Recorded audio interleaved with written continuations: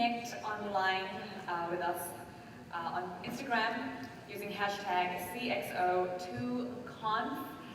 Tag us on your posts, your stories, and and exchange your ideas and experiences and highlights within the worldwide community. Now let's dive right into our next session. We have a keynote titled Abundance 2024, Create Your New Reality, 2x your business, well-being, and impact. Now today we have the privilege of hearing from Danny Khursigara, the Managing Director of FreedomOne International Consulting. A warm welcome to Danny on stage. My name is Danny Khursigara. I run FreedomOne International. We work with executive coaching and leadership development. By show of hands, how many of you like to win in life? Well, very good, then you're in the right room. All right, so basically, what I've seen in the past couple of years is that there has been this rise in consciousness and awareness in corporate organizations, and for me that has been extremely refreshing because that's exactly the way organizational success is going to pan out in the years to come, which is why I chose this subject called abundance, because 2024 and beyond, that's going to be a kind of a fast pacing of how you create a new reality. So what does abundance mean?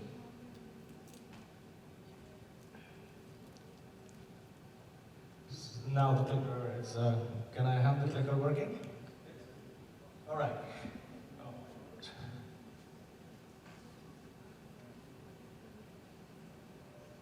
All right. So the word abundance means a plentiful supply of something. Usually when we look at the word abundance, people kind of interpret it as wealth, as money. But abundance in reality could be abundance of information, resources, health and well-being, vitality, relationships, friendships. All of these things constitute abundance in life. And what I have noticed and experienced over the past many years is that your abundance is usually intertwined and linked with your self-esteem. You see, self-esteem is a little bit deeper than confidence, and esteem comes from the Latin word estimare, and estimare means an estimate of your self-worth. So the level of abundance that you will experience in life, whether that is your money or resources, well-being, power, leadership, whatever it is going to be in exact proportion to your level of worthiness. This is very important to understand because when you actually get that, when you actually understand that awareness, things can change rapidly for you. So,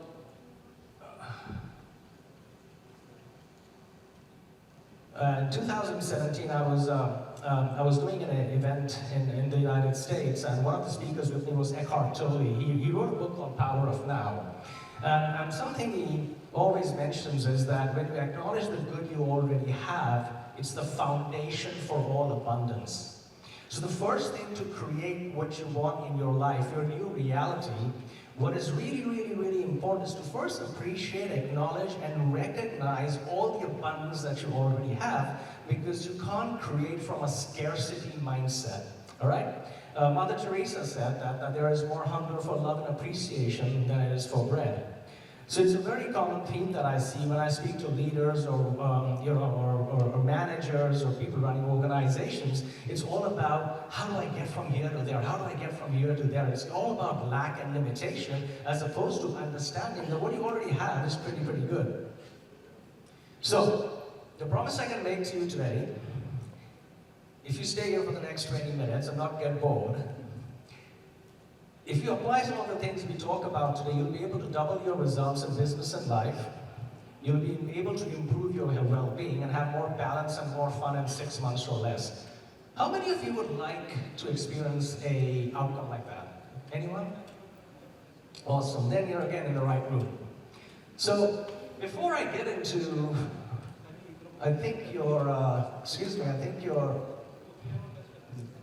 this is not showing it correctly. Good. So before we get into creating a new reality, oh God.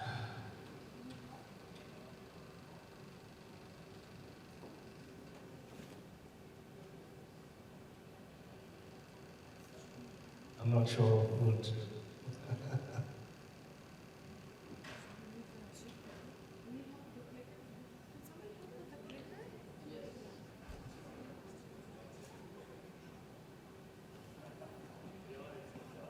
Something's not looking right here. But anyways, just forget about this. So before we understand how to create or manifest your reality, you want to understand something which is called the universal law of hypnotic rhythm. It's a very, very, very important thing and a very important piece to understand so that you know how to manifest and create faster in business and life. So everything starts with a thought. And if you have a thought, it evokes an emotion. So if you have a positive thought, it evokes a positive emotion. When you have a negative thought, it evokes a negative emotion. That's simple. When you have a thought for once, and an emotion corresponding to that, it's fairly weak. But if you have the same thought and same emotion happening again and again and again and again, what happens is it turns into a feeling. A feeling is what we also call a state of being. A state of being is that when you wake up in the morning, how many of you, when you wake up in the morning, the first thing to think about when the alarm goes off is, what do I have to do today? Anybody thinks about that in the morning? Yeah. So usually that's a kind of a state of being we are in. Because it's habitual, we do the same thing over and over again, now it's become a state of being. That state of being then becomes a belief. That state of being starts becoming a belief, and you just believe that what you're thinking and believing is actually true. Now, if there is an empowering belief, that's fantastic. If there's a disempowering belief, that could be slightly problematic, because what it does is, it instigates or evokes your reticular activating system, the RAS. What the RAS does is, all of us have this in our own brains. The reticular activating system is our inner GPS. The only function of a reticular activating system is to get you from point A to point B, similarly like a car GPS navigation system does. So let's say you're sitting in InterContinental and you want to go to Dubai Mall. So you kind of put the address there, and what the navigation system does, it shows you the most efficient, harmonious, and easiest way to get there. It doesn't ask you, why do you want to go to Dubai Mall at 11 a.m. in the morning? It doesn't say that, right? So it just takes you there in the most easy, efficient, and harmonious way. Your reticular activating system that all of us have in our brains does exactly the same thing. It just follows your command, it follows your belief. It doesn't distinguish between whether it's an empowering belief or a disempowering belief. So, once your reticular activating system gets the message, it gives you confirmation in your external reality. It shows evidence that your belief is correct. So you will come to me and say, but Danny, look, I can give you all these evidences that these things are actually happening in my life. But that's the reason is because there's a subconscious belief that's not creating what you really want. It then moves into a conviction. Now you're absolutely certain about your belief system. And that actually creates what we call something called cognitive dissonance symptom, where your core belief is so strong that any evidence to the contrary, you will either dismiss, deny, or ignore. You know, this is a very important thing to understand because, you know, these days, whether it's the media or you look at pharmaceutical companies, sometimes even religious leaders, governments, they use this rhythm to control people. Let's say, for example, I work for Bloomberg and I come on this stage and I say, on March 1st, there is going to be a recession. Somebody listening to me on a television, what emotions or thoughts would that evoke? Somebody will be fearful, maybe I need to save money, maybe I'm going to lose my job. So by a man of authority, giving a message can actually evoke an emotion that could actually create this whole rhythm over and over again. So if you want to create something or manifest something in your life, it's always good to understand whether my hypnotic rhythm is positive and empowering or is it negative and disempowering. All right. So if you look at the word personality, if you look at the dictionary meaning of the word personality, it talks about how you think, how you feel, and how you act.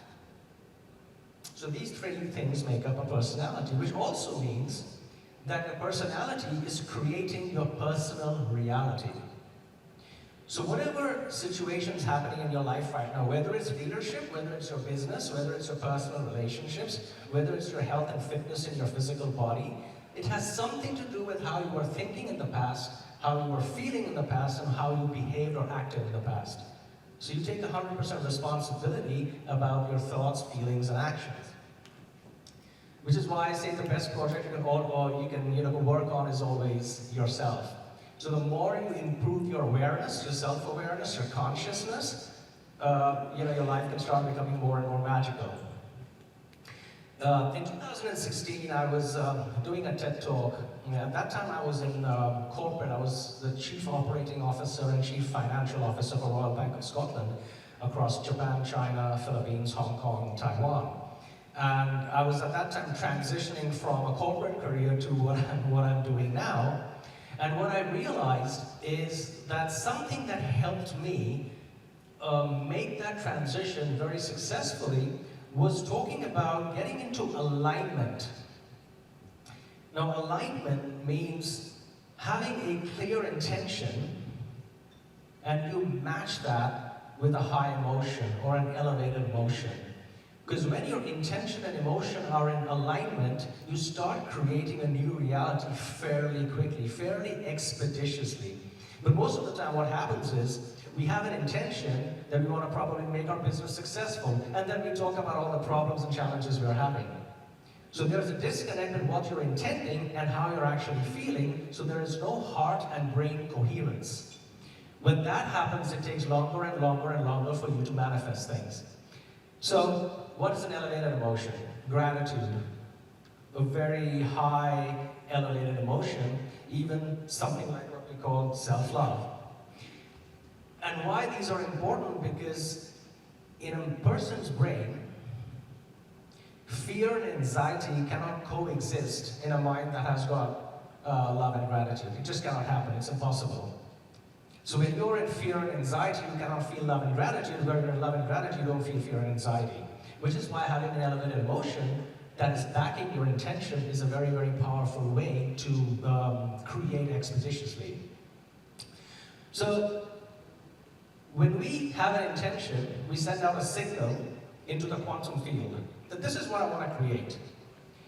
Whereas your heart, your emotions are magnetic. They draw the experience to you. If you look at a magnet, it doesn't go around chasing people, it doesn't work hard, it doesn't struggle every day, it doesn't work 19, 20 hours a day. What it does is it just stands in one place and it draws opportunities, synchronicities, relationships, connections to it. And that's how powerful your heart center is, because you're drawing your reality to you without actually doing much. So, I think this is not a PowerPoint, somebody's put a PDF thing here, okay? So, if you wanted to look at a faster way of how you manifest and create your reality, the first thing is to have a innocently inspired desire. What does that mean? So desires are of two kinds. One that comes from your ego, and one that comes from your heart and soul. So your obvious question is going to be, but how do I know which one is which? So when you have a desire and you achieve it, and you don't feel fulfilled or satiated, there's a likelihood that it's come from your ego and not your heart and soul. That's the way you determine or distinguish between what's really going on. Like, you say, I want to become the vice president of a company, I want to have the next leadership role. You work really, really, really hard for it for years, and then you get it, and 2 days later you say, okay, is this what it is? Maybe I should get to the next level, and that's going to make me feel better. So you're kind of on a hamster wheel, all right? So the second thing is, decide and choose that reality. What does that mean? The universe will only commit when you commit. The mirror smiles only when you smile. It doesn't smile before you smile. So you need to choose and decide, this is exactly the reality I want to create.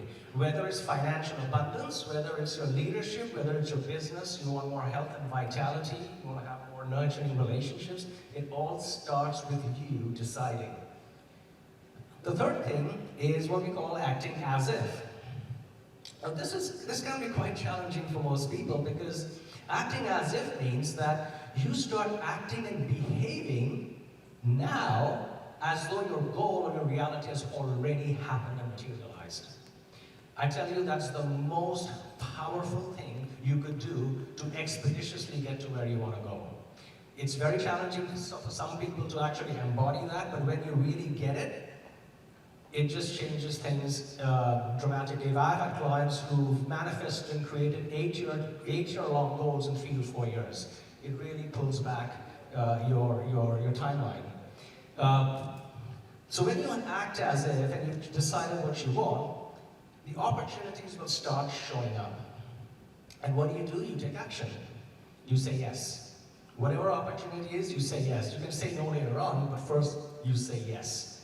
And you'll notice that these opportunities come to you without you making a lot of effort, because you've done the inner work first.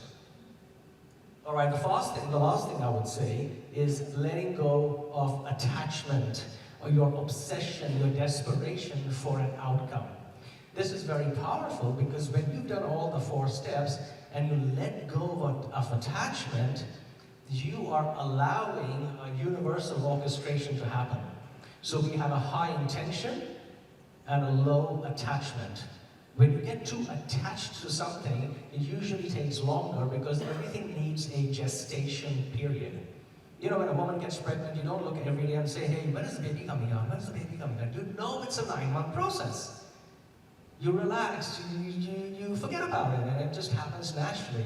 So letting go of attachment is a very, very important thing, and it's very difficult in these days, I understand. All right, so let's look at leadership. I don't know if these slides are not showing up correctly. So when you look at leadership, the first question you would ask yourself, and I think many of you are leaders, most of you are leaders here, is, am I a leader who is worth following? It's a very, very, very important question to ask yourselves. There was a Towers parent study done, I think around 2016-17, and they said that only 78% of people, 22% of people are passionate about what they do, 78% are not fully alive at work. Which means they go there to work, 9 to 5, do their job, come home, support their family, nothing wrong in it, but they don't go the extra mile. More than 56% said that they would trust a stranger than their own boss. That says quite a lot about leadership these days. So, from my experience, and when we help organizations or individuals succeed, I find that 80% is about mindset, 20% is about strategy and mechanics.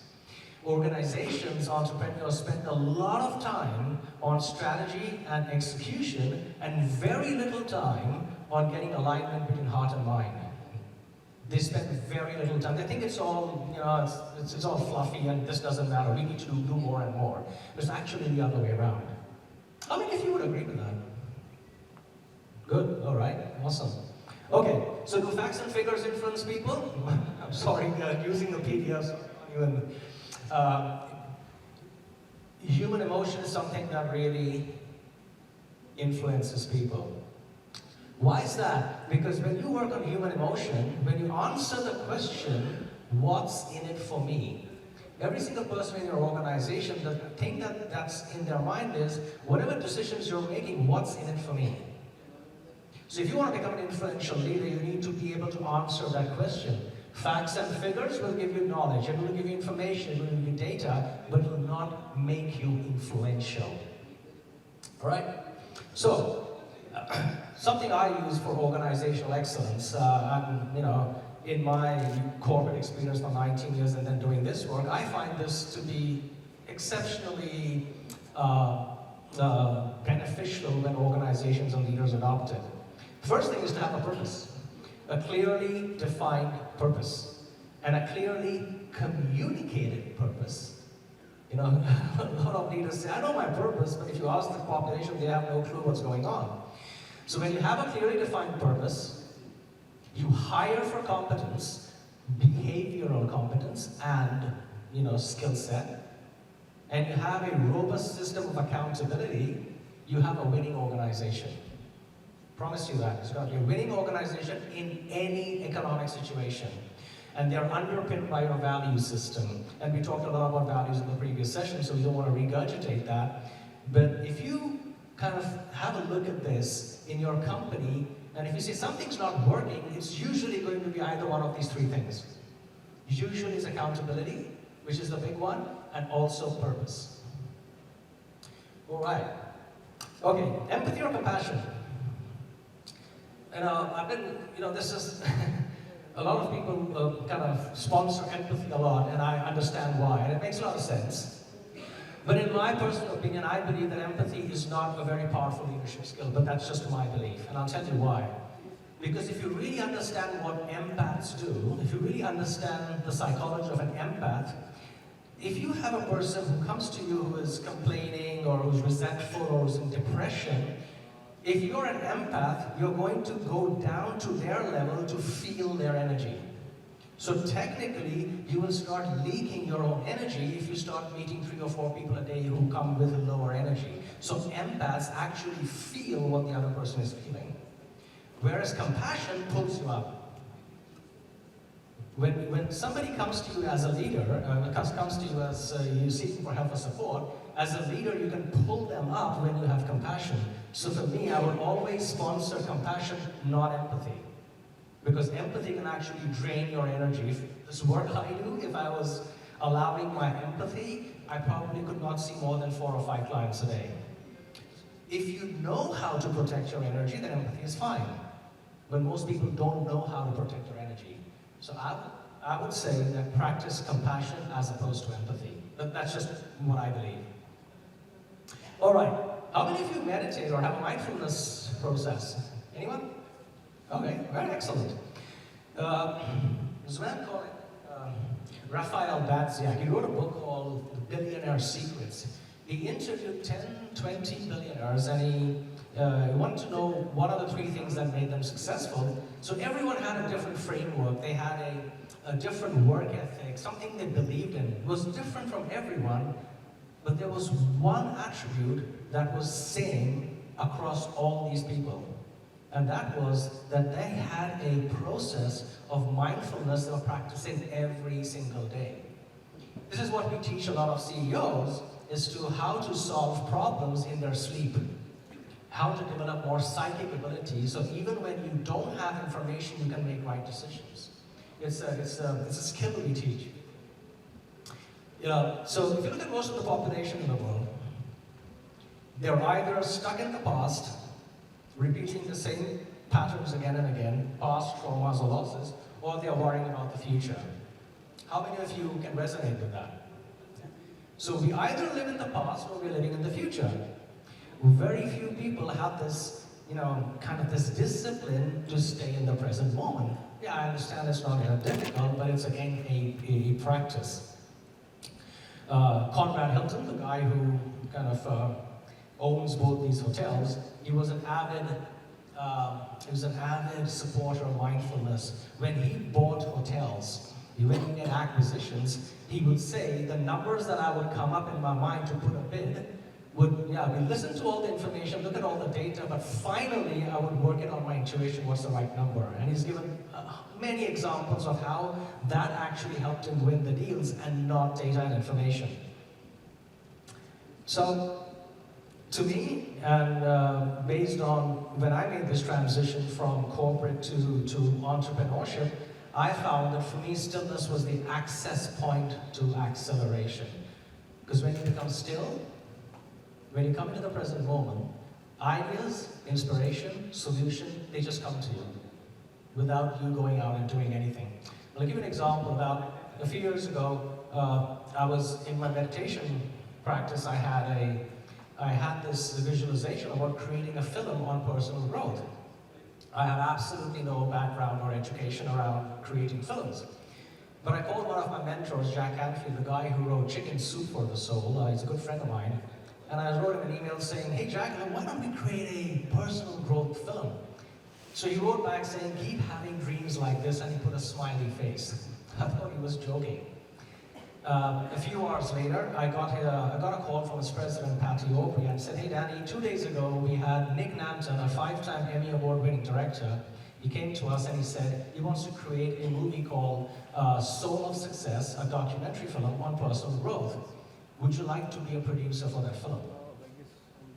Now, I had no background or anything, but because I acted on a vision I had, it created instantaneous result. So, Soul of Success, we went into the regional Emmys. We got 2 television awards for cinematography and directorship. We lost in the final Emmys, but what I'm trying to explain is that when you come into stillness, things start happening faster and quicker. Because the mind cannot tell the difference between a real event and a vividly imagined event. Your body and your mind will just react to what you're thinking and what you're imagining. It doesn't know what's happening in physical reality. All right. Something Zach told me a few years ago was, you go 24 hours without blaming and complaining, and life will change. How many of you blame and complain every day? Yeah, everybody does, right? So blaming and complaining actually disempowers you. We don't realize it disempowers you. So we need to stay away from blaming and complaining so that we can, you remember Martin Luther King's speech, I have a complaint? He said, I have a dream. Focus on what you want, not what you don't want. The half of the world was against him, but he stood by his thing. The other thing, this is a very important piece, is you can do all this manifestation and creation work. However, if you are stuck in guilt or resentment or fear, self-doubt, judgment, procrastination, any of these things are actually holding you back, they will prevent your dreams, your goals, and your aspirations to manifest, because there's like, you're driving with your handbrakes on. So something you really need to have is emotional fitness. This is very, very important in leadership. Fear, F-E-A-R, a fantasized experience appearing real, because fear is something we have projected as an event that will happen in the future, when it's just something we are kind of playing out in our minds. Self-talk is another one. How many of you have negative or positive? Anyone has positive self-talk? Negative self-talk, all right? So remember, your negative self-talk actually creates reality. It's the most important conversation you'll ever have, not with your wives or husband, it's the conversation you have with yourselves. All right. So, just before I finish, I should explain this model. It's really, really important. When you have a vision that's inspiring, but that's big, and then you look at reality, there'll be a disconnect. I want my business to succeed, but there is coronavirus going on. My government doesn't listen to me. I want better health and vitality, but I'm not feeling good in my physical body. So there will be a disconnect between your vision and reality. What happens is it creates structural tension in your brain, which is all the things that we looked at in the previous slide. These things. That's called structural tension.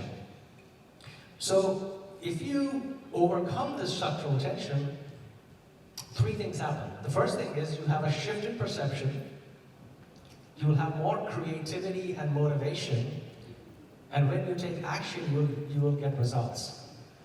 What tends to happen to most people is they allow structural tension to overcome their vision. As a result, they start minimizing and diminishing their vision. They start compromising on it. But successful people understand that whenever you have a big vision, there will always be a level of challenges that come through. All right, we've done this work for all these clients for a number of years, over and over again, so the stuff I've talked about today actually works. And one thing I always tell people, that knowledge is in power. You can read 300 books in a year, but if you don't apply and embody anything, it's useless. So knowledge is in power, application of knowledge is power. So whatever you learn today, if you apply it and embody it, I can promise you things are going to change for you. All right, this is just a brief introduction about myself. I think the time's up. So I will thank you for your time, and sorry for the technical challenges. If you have any questions, I'm happy to answer if there is any time.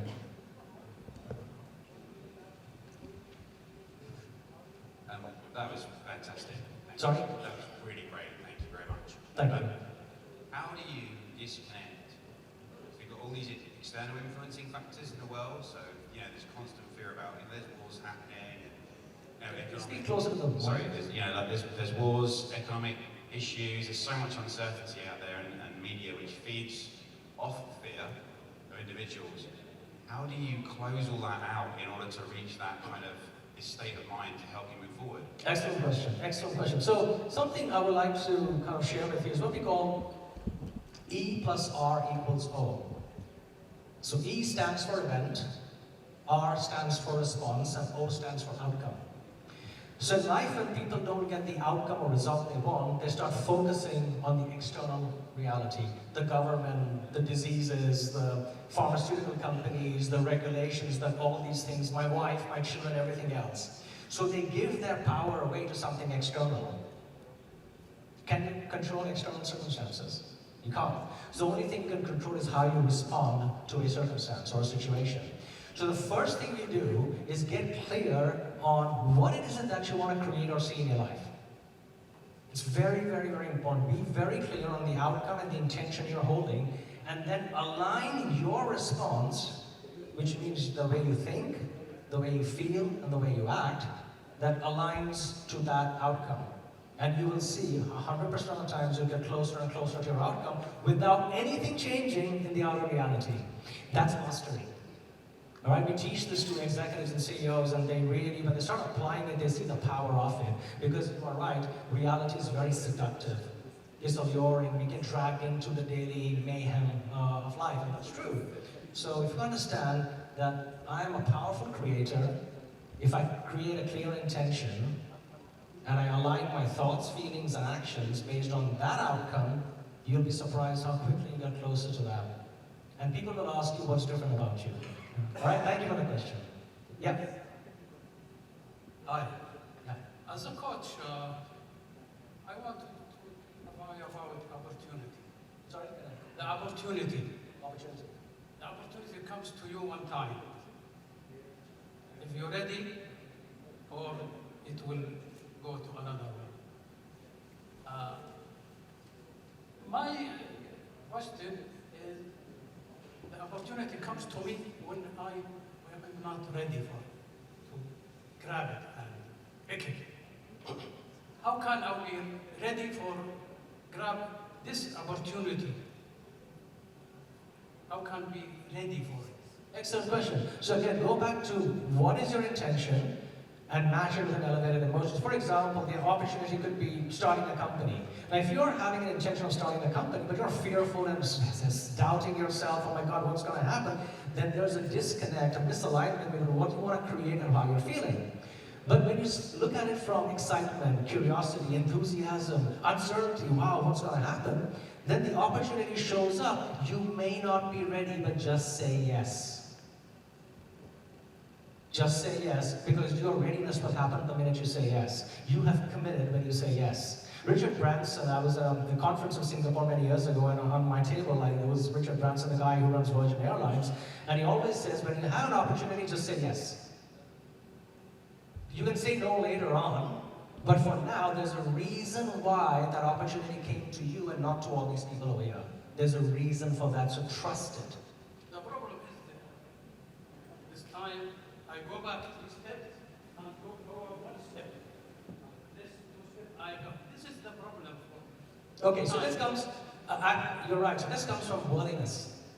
Like I said, the first slide I saw, abundance is aligned to your worthiness. Am I worthy of this opportunity? So there's something inside of you that feels, I don't think I deserve it, or I'm not ready. That's why you said I'm not ready.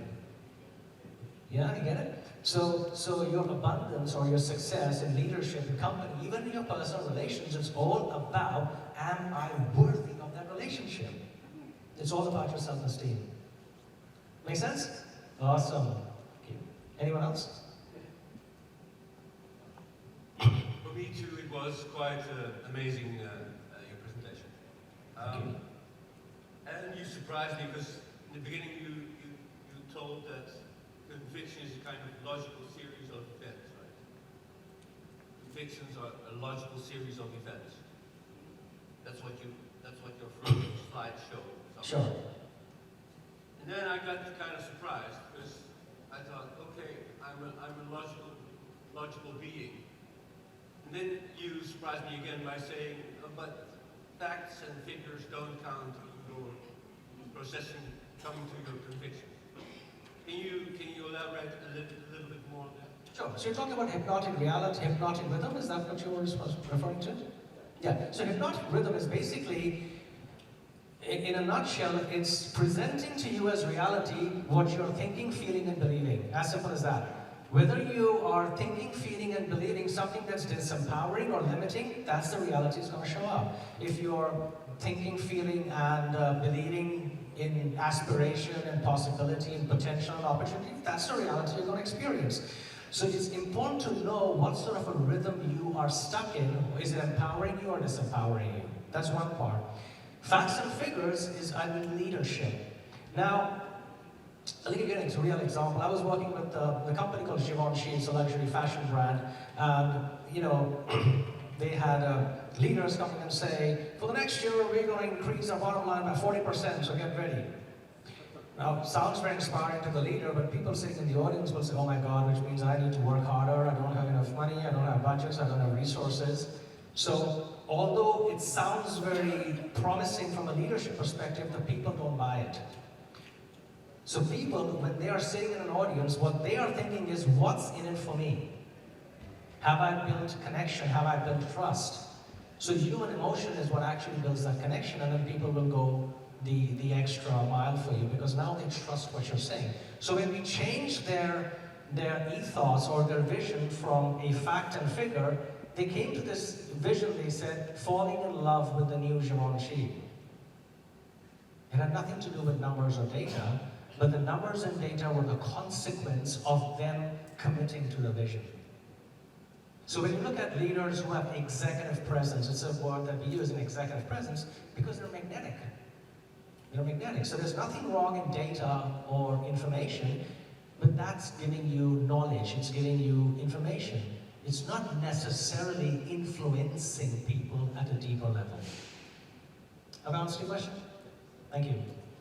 All right, I think I'm above time, so thank you very much for your attention. I hope you found this useful. All the best.